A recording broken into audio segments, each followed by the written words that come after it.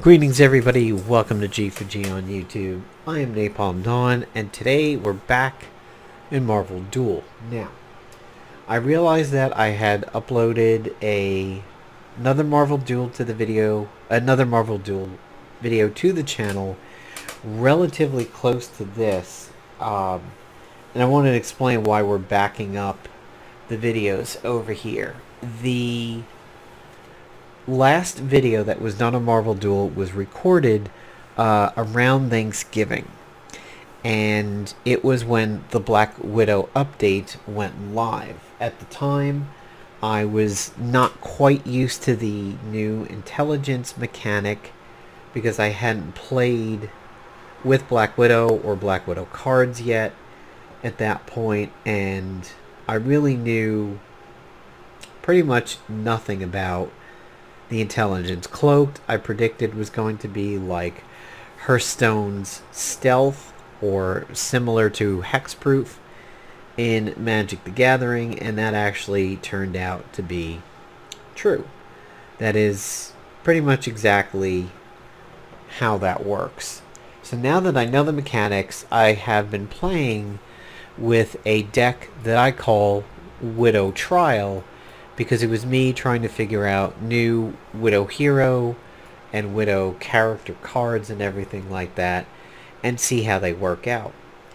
I just came off of a very, very impressive run or game with that deck, and it spiraled into this really, really, really, really fun battlefield that was out there for me, that looped in on itself, kind of like a Mobius strip.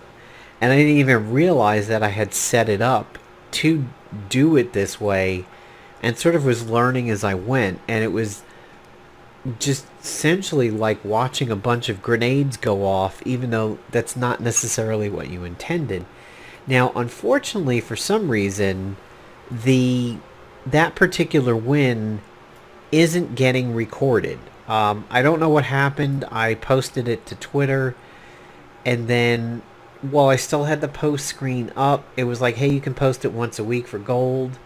And I'm like, wait a minute, let me make sure it posted. And I tabbed out to Chrome on the tablet, looked at Twitter, it was there, but when I came back, it reloaded the game. So I think in some respects the match wasn't recorded. And to the cynics out there, you're like, oh, you're going to tell us about this great little game you had with Black Widow cards, and you probably sucked, but you're saying you got first place. No, because here's the post. This is the match that I'm talking about that isn't getting recorded. I had Ultron in the lead, running the ghost suit. I had Recluse with the machine gun. I had Ivan with a Winter Soldier arm. That's somewhat coincidental there. That's funny. Natasha with Widow gauntlets. Black Widow with a Widow belt. And Drawn in a tank position, even though he's not a tank, with the Red Guardian shield. Now, this is really interesting because that led to this crazy level of power for both Drawn and Recluse, where they were just getting to phenomenal levels of power strictly thanks to a keystone Ivan over here. Now, this placement, if you're getting good with the Black Widow cards, you're like, actually, Napalm, that's pretty good, but you did fuck up one thing, and yes, I did. I should have had Black Widow closer to Ivan and Natasha over here. Natasha's card really isn't about combat and what she can do when she's on the field. It's more about what happens when you drop her. You summon her, if you're using other terminology, or her invocation with the intelligence. Really, Ivan should have been buffing Black Widow and not Natasha. And yes, I am making a difference between the two, even though they're the same. It's because that card is Natasha and that card is Black Widow. So I do apologize that there are two Marvel Duel uploads coming relatively close together, and they're both dealing with the Black Widow stuff, but one is more about the update and a first look. This one is more about I've had some time to cook with Black Widow cards, and this deck that I've created And it was off the charts how fun the late game was for me over here once this became my field. So Ultron is protected by not really attacking thanks to the suit. She uses a gun, which is great. He got this Winter Soldier arm late. She had the gauntlets the whole time. She got the belt relatively quickly. He was running a Dragon Fang and then got the Red Guardian shield. And it just was amazing how it worked out. So, I'm going to show you the deck and show you what exactly happened over there. Now, I've edited it to bring down another Ivan, and I am now not doing the motorcycle escape because it doesn't really help me as much as the Ronin's Chain Scythe would, because I would get these on Ivan if I could. So the early game was a little bit more on my Asgardian side. I had the Guard Army up. I got a Dragon Fang relatively early on, and that's kind of all that I was using out of the Asgardian side. Now, if I had gotten Damon drawn early, he would have gotten the Asgardian shield had I encountered it, so that he does in fact tank. Didn't happen. The mid-game and the early game was really more about my Miss Marvel part of the deck and skill damage, which is why you see things like the Widow's Gauntlets being here. This is skill damage. So Minerva was holding down the fort until Ronan came in, and Ronan bumped Minerva out. Skrull Soldiers was buffing people. Miss Marvel was getting buffed off of all the skill damage that was going out between Recluse and Widow Gauntlets, and Natasha and Widow Gauntlets, and also Minerva and or Ronan. Supreme Intelligence and Marvel did drop during the process of the game, however they never got used. And I didn't make it up to 6, so the Moonstones and Captain Marvel didn't come into play. From the Asgardian side, Dragonfang dropped and went on to Drawn for a little bit, and then Thorfrog, Mjolnir, and they were ignored. Thor never came up, and then Gungnir and Angela didn't come up either, because I didn't proceed to 6. I stayed at 4 and 5 for a while. The mid-game was my intergalactic skill damage doing the meat of the work. Ronan, Miss Marvel getting buffed from everybody, and then they got dumped once the cloaked mechanic started taking effect. So what you saw in this shot here of her going kind of crazy and him going super crazy was because of this line right over here. Ivan being between these two ladies, and really, yes, Black Widow should have been over here with Natasha, and Drawn. These two guys were the anchors letting the women do a ton of work while they boosted up. So Damon, or Drawn, when another friendly agent character takes an action, this card gains armor. So as you can see here from this line, agent, agent, agent, agent. All in front of him, buffing him up. Now, you add the Red Guardian shield, which says, after a friendly cloaked agent takes an action, give the equipped character Drawn 3 power, 3 armor. Over here, 7 armor. So, with this line, Recluse was giving him 10 armor. And actually, because he was a 2-star by the end of the game, 14 and 10. He was gaining 24 armor because of his own passive and the shield passive, and cloaked agents going ahead of time. So now we're going to explain the middle chunk over here. So Ultron, we got to talk about him super quick because he helps tremendously in that position. If we were to look at Ultron, I have to go in the collection over here just to find him a little bit easier. Search Ultron. So Ultron was there at 2 stars.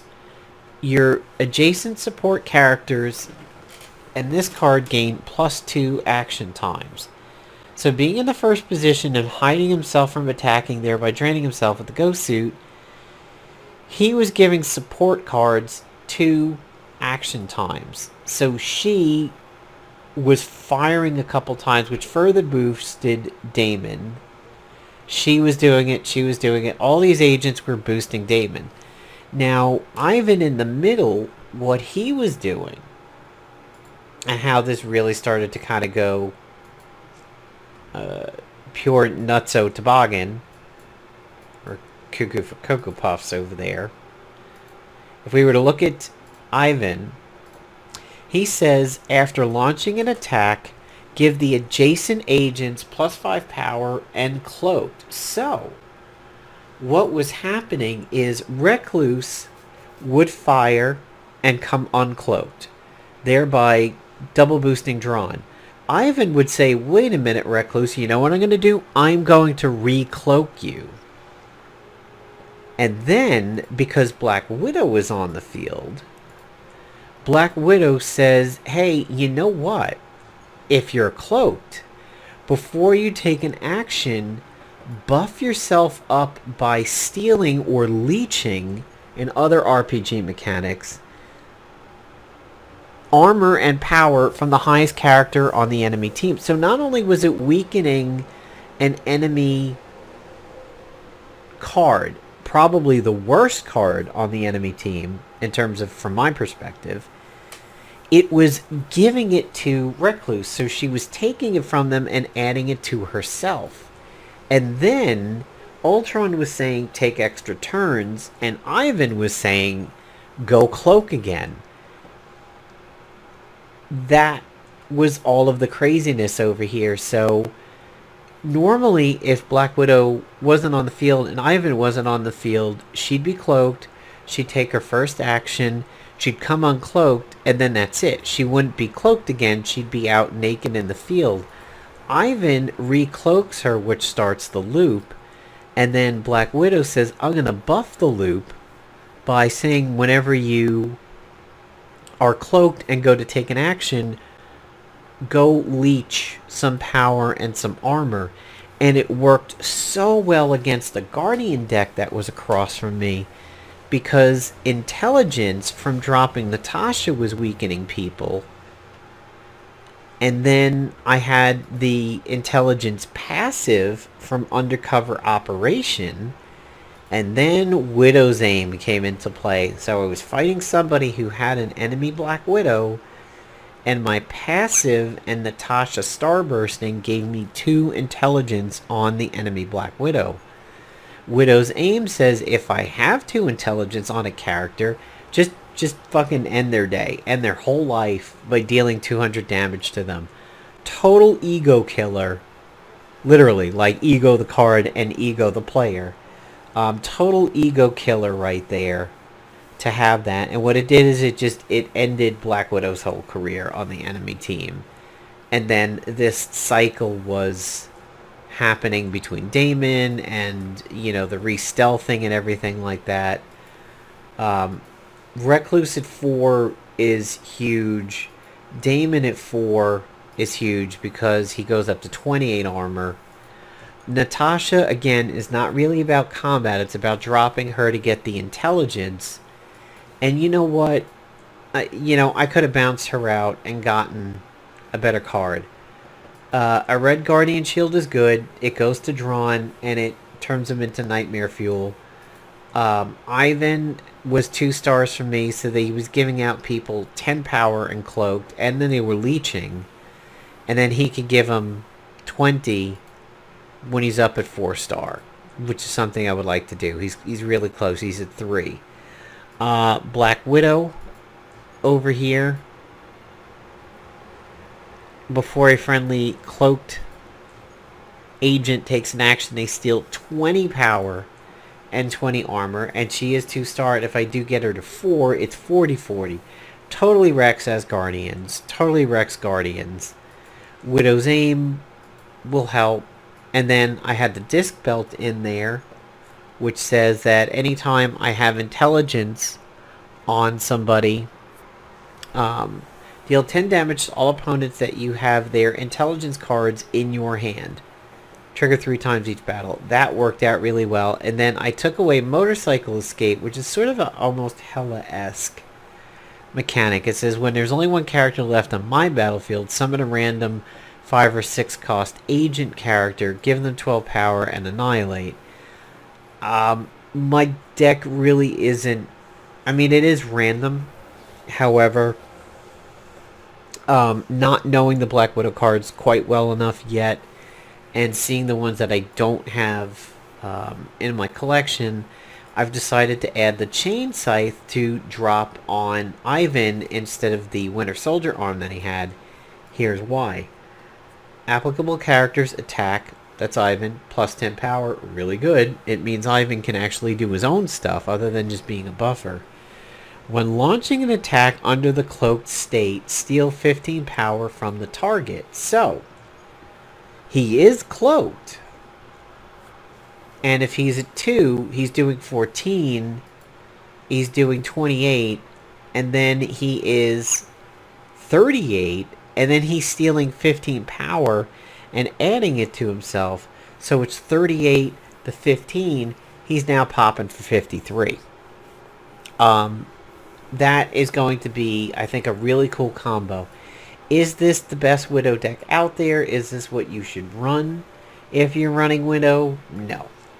This is just something that worked for me and was really, really fun. And it was crazy watching their damage go out of control. Now, what I'm missing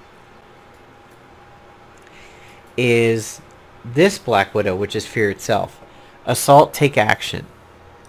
Invocation, gain 2 random intelligence card of your current opponent. Try not to repeat each other. After taking an action, if you control intelligence cards of all opponents, defeat 2 opponents with the highest power. So it's a bit of an Iron Man, but a little bit of a harder setup. And then she gets up to a whopping 96 at 4 stars. So it's very risk reward on that one. And then you have Dark Star. When played, assemble intelligence. Each intelligence card can reduce 10 more power. I mean, yeah. So you have 2 very big things that you can do when you're running Black Widow cards. You can go the intelligence route, or you can do the cloaked route. I found my cloaked route to be hysterical. The only problem that actually didn't wind up being a problem is that Damon is not a tank. Unless he's running like an Asgardian shield or something like that. So he's not necessarily drawing hits away from the rest of the deck. However, the way that it wound up working out is that it actually spread the damage kind of evenly amongst the team, and it allowed Damon to buff up really, really far without he himself having been weakened. And instead of dealing with a lot of spike damage going to one target like a tank in an MMO or an RPG, everything was sort of peanut butter spread over the rest of the team and allowed everybody to live, and also everybody to kind of negate and mitigate the damage by the leech effect that was out there. So yeah, a lot of fun. You could go an intelligence route, you could go a stealth route. Here, the Mask of Disguise. Reveal an intelligence card, summon a copy of the corresponding character on the battlefield, give them the agent keyword. So this is sort of like that blue card in Magic the Gathering that says this creature is everything. It's a sliver, it's an elf, it's a monk, it's a cleric, it's a zombie, it's a skeleton, it's a vampire. Revealing an intelligence card, summon a copy of the character. So because you're revealing an intelligence card, you're revealing a card against the enemy team. So let's say you're up against a Guardians deck and there is a Gladiator over there. The support character uses the Mask of Disguise. It reveals an intelligence card that is, say, Gladiator. You pull Gladiator to your side. you make him an agent, and then any of your buffs that pertain to agents now affect Gladiator, and then Gladiator is in turn affecting your people who have this kind of synergy. So if you pulled in Gladiator, you would make him an agent, and then he counts for giving Damon armor if that Gladiator then takes an action. Conversely, he would absorb a buff from... Well, he wouldn't absorb this one from Black Widow because you wouldn't be cloaking him. However, if that Gladiator fell in line next to Ivan, and Ivan acted before Gladiator, if Gladiator was on the right, or acted after Gladiator, when Gladiator was on the left, and then Gladiator lived to see the benefits of it, Ivan would act, he would cloak Gladiator at whatever power he's at, and then Black Widow would say, well, you now have Leech, because you have an agent. Further buffing Gladiator. There you go. Now, Ego would be a good one to clone, because Ego has his own passives about absorbing and making things part of himself.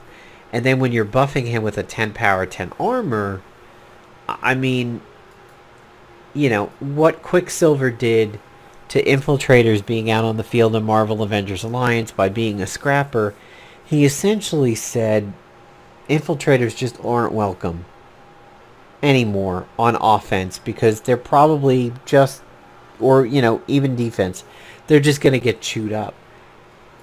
That combo right there of copying perhaps the best aspect of an enemy deck means, you know what, your super powerful game-winning cards aren't wanted here anymore, because, you know what, they may be mine, and I'm going to weaken your card doing it.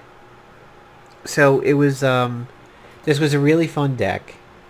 This was kind of a shot of what it looked like just as I was about ready to win. You'll see the Widow's aim was up.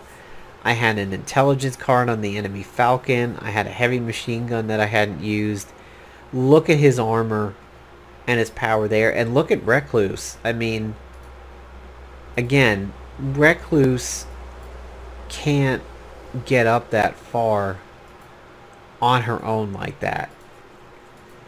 Maxed out, she's just 16. But you had Ivan next to her, giving her 10 power and cloaked, and it was really so much fun. I cannot believe, you know, I can't really portray how much fun that was to see that battlefield acting during the end half of the game, especially when I was like, man, that's it, I'm out. I'm going out of this battle so quick. I'm down to 10 health. There's no way I'm going to get top 3 on this one, and I wound up winning the whole thing. So, what do you guys think about Black Widow cards? What do you think about Black Widow, the hero's passives? I am going to definitely try to get that Fear Itself skin. I think Marvel Heroes way back in the day did the Fear Itself uniform perhaps the most justice that we've seen. And now there's variants of it in Marvel's Avengers, but I don't think it's particularly that good. But between how cool the daggers look and the sort of Tron-ish neon lighting on the uniform as a modern take on Fear Itself, I think is pretty cool and definitely going to be aiming for it. So what do you think about the Widow cards? And, you know, what do you think her deck counters? And what do you think counters her? I've already heard from Darth what's a good counter to Widow cards, but what decks do you think Widow really shits on? I'm interested in what you guys think. Thanks for watching the video, everybody, and hopefully stay tuned with some potential Beta 4 news for Marvel Avengers Alliance Redux. I just don't know when it'll drop yet, so see you guys later.